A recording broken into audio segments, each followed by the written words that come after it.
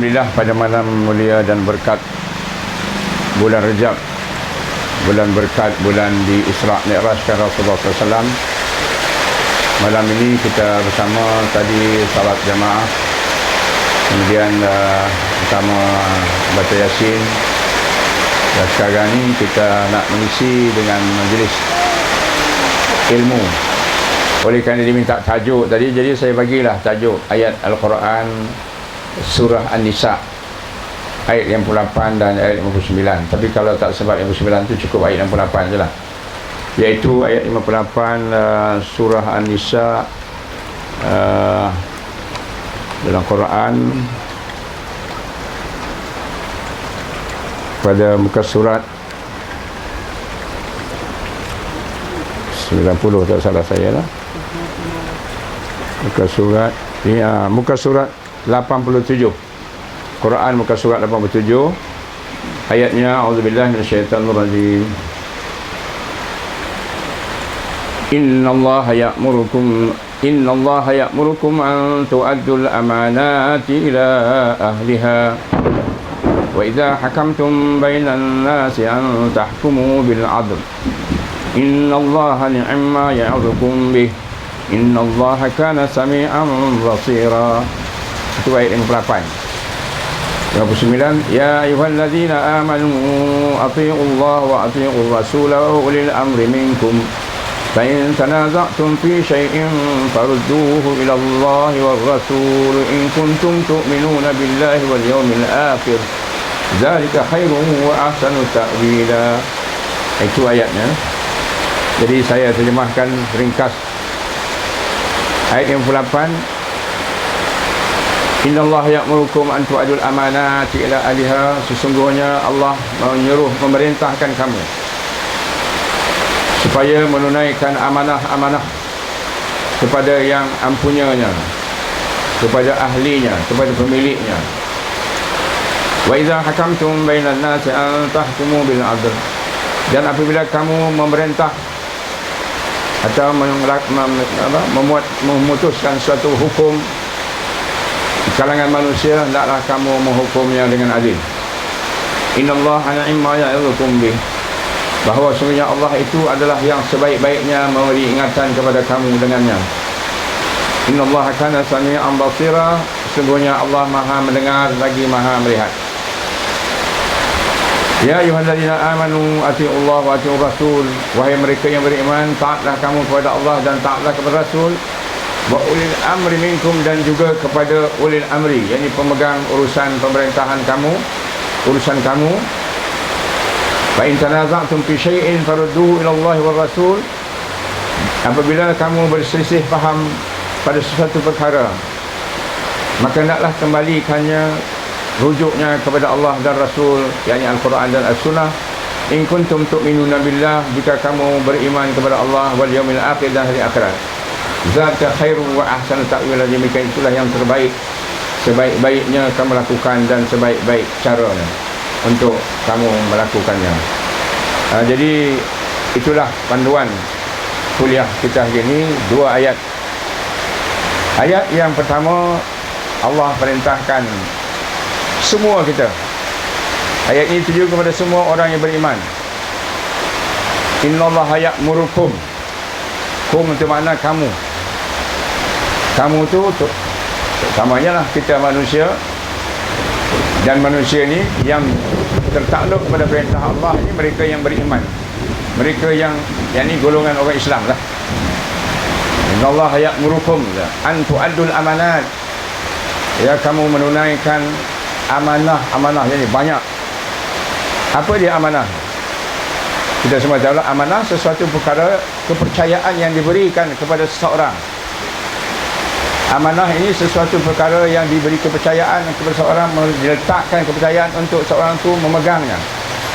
Umpamanya ada orang amanahkan kepada kita suruh simpankan duit, amanahkan kepada kita umpamanya untuk jaga rumah dia kalau dia pergi jauh.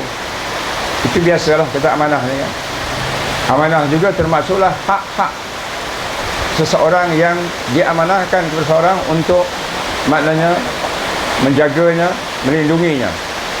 Jadi banyak sekali amanahnya. Amanah yang pertama sekali ialah amanah yang kita kena tunaikan kepada Allah. Hak-hak Allah, ya. Hak-hak Allah yang itu kita menyembah. Kena kita jadikan di dunia ini tidak lain hanya untuk mengibadati Allah. Jadi kita manusia dalam dunia ini mempunyai kewajipan tanggungjawab menunaikan hak-hak yang banyak. Pertamanya hak Allah Subhanahu Wa Taala. Seperti umpamanya kita mendirikan salat, ibadah, zakat, siam, haji, semua itu hak yang kita kena tunaikan. Itu hak Allah terhadap kita, maka ia menjadi amanah kepada kita. Sebab kenapa jadi amanah? Sebab kita bersetuju untuk menerima tanggungjawab kewajipan itu bila kita menjadi orang Islam.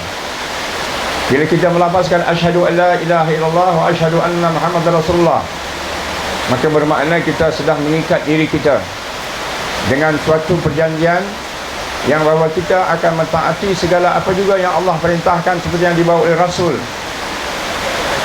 Yang pertama-tama ialah ibadah yang khusus. Itu ringkasnya lah. Jadi hak kita kepada Allah.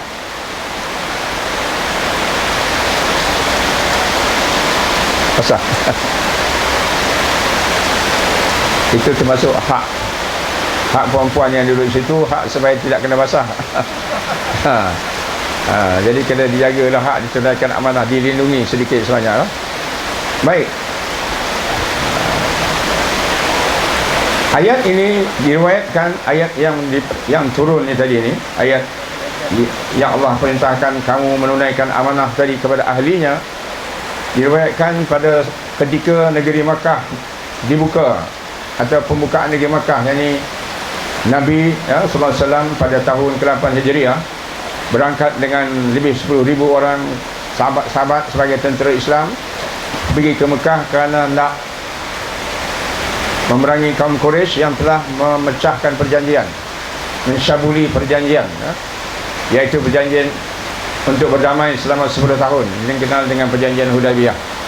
Tapi pihak Quraisy, walaupun tidak secara direct, tapi pihak Quraisy memberi pertolongan kepada suku kaum yang bersekutu dengannya untuk memerangi suku kaum yang bersekutu dengan Nabi SAW.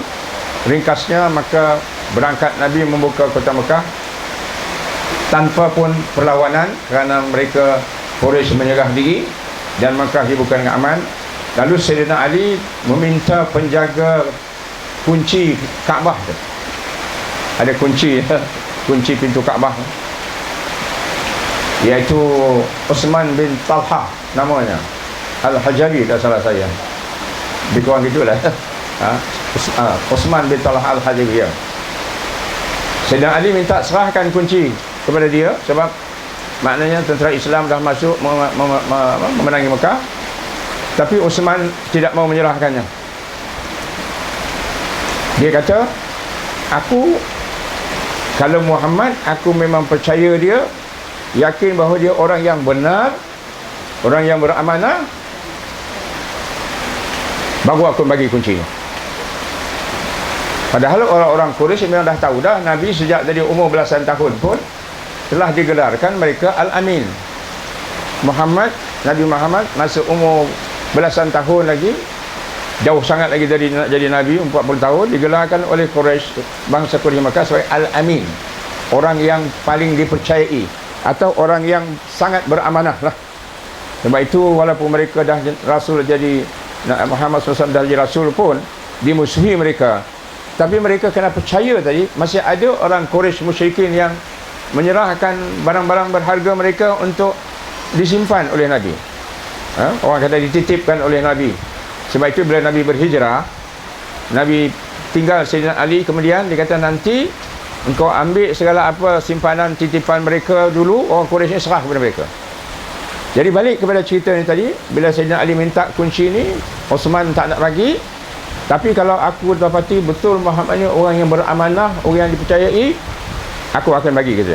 Lalu Sayyidina Ali mengadu kepada Nabi. Nabi kata, tak boleh, kamu kena serahkan balik kepada dia kunci ni, sebab dia orang yang diberi amanah oleh kaumnya sejak dulu jaga kunci Kaabah ni. Jadi bila kemudiannya Sayyidina Ali pun bersetuju, maknanya serahkan kunci itu balik. Si Quraisy ni Dia kafir lagi lah ya, itu belum Islam. Dia terkejut lah.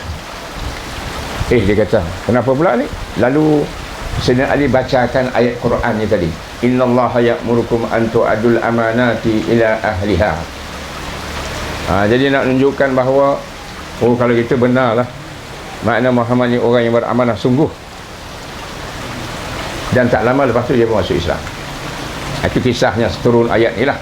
Tapi ayat ni bukanlah khusus untuk peristiwa Osman bin Talhah tu ya.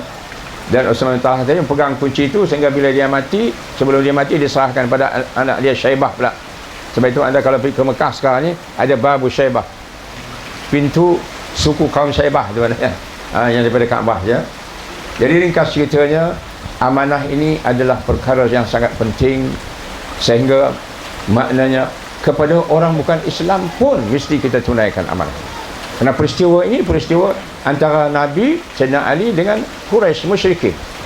Kerana ini hak dia, maka tak boleh kita ambil. Tak tu pasal kata orang dah. Jadi banyak lagi lah amanah. Maka dalam ayat ini sebut amanat, berapa banyak amanah dalam kata jamak ya. Walaupun dalam Quran perkataan amanat ni disebut hanya kalau tak silap saya 5 kali je. Dalam Quran ada 5 kali disebut amanat ni. Mana tak banyak. Tapi bukan bermakna tak penting. Kerana amanat ini satu perkara amanah ya. Amanat tu amanah dalam Melayu kata ya. Tapi kalau amanat kita lain pula. Amanat ni selalu peringatan, amaran kan. Menyampaikan amanat tu amanah di sini. Amanat tadi dalam bahasa Arab ya, amanah lah, amanah. Walaupun hanya 5 kali saja dalam Quran disebut ya. Tetapi sudah cukup untuk menunjukkan ia sangat penting. Kenapa? Kerana ia bermula daripada amanat ni, dia ada hubung kait dengan perkataan iman itu sendiri.